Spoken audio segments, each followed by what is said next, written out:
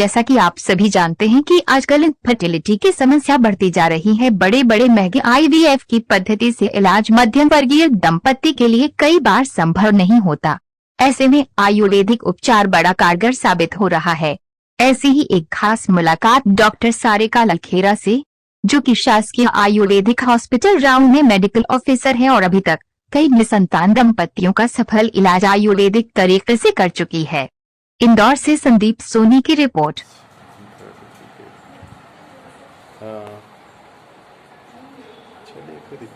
नमस्कार दोस्तों, आज हम आपकी एक विशेष मुलाकात करवाने जा रहे हैं डॉक्टर सारिका लखेरा, जो कि शासकीय आयुर्वेदिक हॉस्पिटल राऊ में कार्यरत हैं और यहाँ पर मेडिकल ऑफिसर है।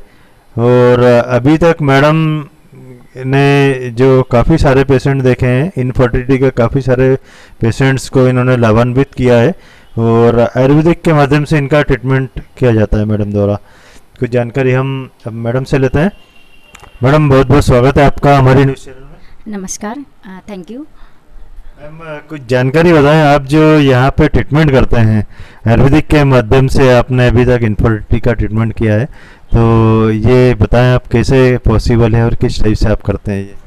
जी देखिए, इनफर्टिलिटी एक बहुत ही ब्रॉड रेंज के पेशेंट रहते हैं। इसमें कई टाइप के पेशेंट रहते हैं। प्राइमरी इनफर्टिलिटी के भी रहते हैं, सेकेंडरी इनफर्टिलिटी के रहते हैं, मल्टीपल अबॉर्शन के पेशेंट भी रहते हैं। तो ये जितने भी पेशेंट हैं, इन सब में कहीं ना कहीं आयुर्वेदिक ट्रीटमेंट के द्वारा भी जो है लाभ प्राप्त किया जा सकता है।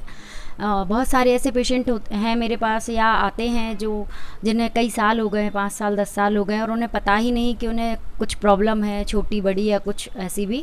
तो उन्हें भी सिर्फ आयुर्वेदिक मेडिसिन या प्रोसेस जो होती हैं उनके द्वारा लाभ प्राप्त हुआ है। और जो मल्टीपल अबॉर्शन वाले केसेस होते हैं या अन्य केस होते हैं, ऐसे ही केसों में भी आयुर्वेदिक ट्रीटमेंट दिया जा सकता है। मैडम, ऐसे जो बहुत पुराने पेशेंट कभी आपके देखने में आए कि जिनको 10-20 साल हो गए हों, इनफर्टिलिटी नहीं हो पाई हो, ऐसे पेशेंट्स को आपने कभी डील किया हो? जी बिल्कुल। मैंने जब शुरू किया था तो शुरुआत में ही मेरे ऐसे ही केस थे कि जिन्हें 5 साल या 10 साल उनकी शादी को हो गए हैं, इवन वो सिंगल टाइप उन्होंने कभी कंसीव ही नहीं किया। तो इस टाइप के केसों को हम प्राइमरी इनफर्टिलिटी कहते हैं।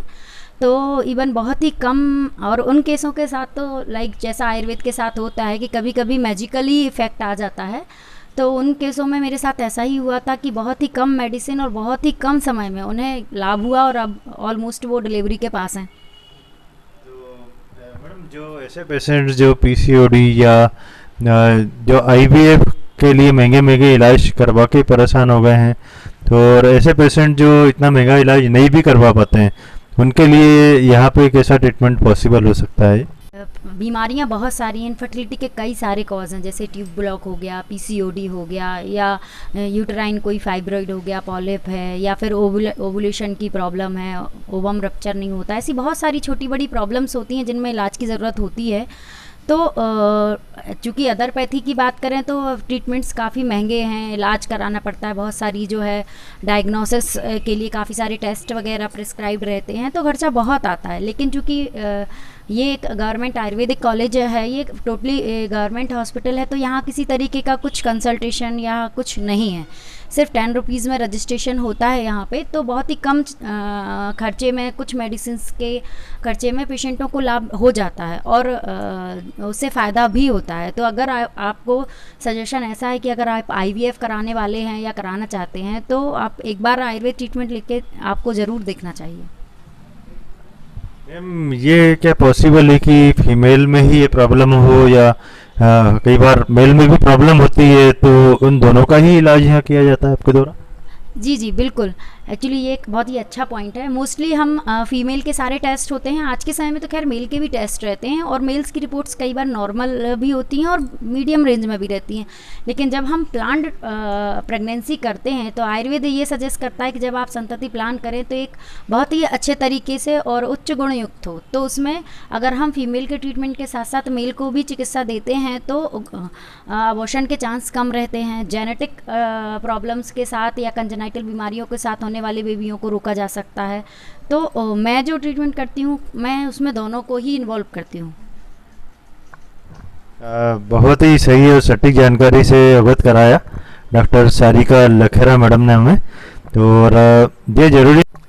मैम, अंत में आप हमारे दर्शकों को कुछ मेडिकली एडवाइस या मैसेज देना चाहेंगे जो पेशेंट्स परेशान हो जाते हैं इनफर्टिलिटी का ट्रीटमेंट करवा के, और कई बड़े शहरों में घूम फिर के आ जाते हैं और आखिर में हार मान जाता है कि अब कुछ नहीं हो सकता है, तो ऐसे निसंतान दंपतियों के लिए आप क्या मैसेज देना चाहेंगे? देखिए, जैसे इनफर्टिलिटी के लिए कहा गया है कि अगर आपको 1 से 2 साल शादी के बाद अगर आपको बच्चा नहीं हो रहा है नॉर्मली, या फिर किसी इलाज लेने के बाद लंबे समय के बाद, तो और अगर आपने काफ़ी सारे ट्रीटमेंट्स ले लिए हैं, तो मेरी आपके लिए बस एक यही सलाह है कि एक बार आप आयुर्वेद को ज़रूर मौका दें। आपको हो सकता है आयुर्वेद से ही आपको फ़ायदा लगना हो, तो आप प्लीज़ एक बार आयुर्वेद को चांस ज़रूर दें। बीमारी किसी भी तरीके की हो, उसका इलाज संभव होता है। दोस्तों, डॉक्टर सरिका लखेरा मैडम ने बहुत सटीक और सही जानकारी से अवगत कराया। तो मेरी भी आप लोगों को यही एडवाइस सलाह है कि अगर आप एलोपैथी इलाज और कई पद्धतियों से इलाज करके परेशान हो गए हैं, इनफर्टिलिटी का ट्रीटमेंट नहीं हो पा रहा है, तो आप ज़रूर एक बार आयुर्वेदिक का सहारा लें, ज़रूर इससे आप लाभान्वित होंगे। बहुत बहुत धन्यवाद मैडम आपका। Thank you.